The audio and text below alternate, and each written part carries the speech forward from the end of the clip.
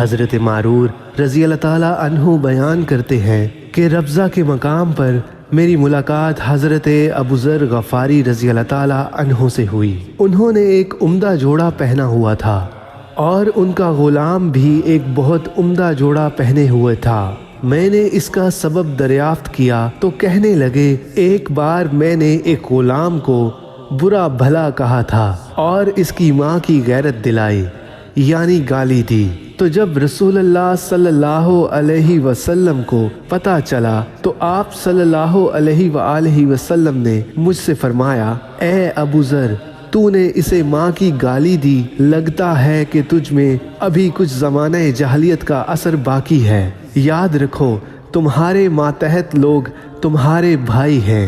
اللہ نے اپنی کسی مصلحت کی بنا پر انہیں تمہاری ماتحتی میں دے رکھا ہے۔ یاد رکھو، جس کے ماتحت اس کا کوئی بھائی ہو تو اس کو بھی وہی کھلائے جو خود کھاتا ہے، اور وہی کپڑا اسے پہنائے جیسا وہ خود پہنتا ہے، اور ان کو اتنے کام کی تکلیف نہ دو کہ وہ ان کے لیے مشکل ہو جائے، اور اگر کوئی سخت کام ہو تو تم خود بھی ان کی مدد کرو۔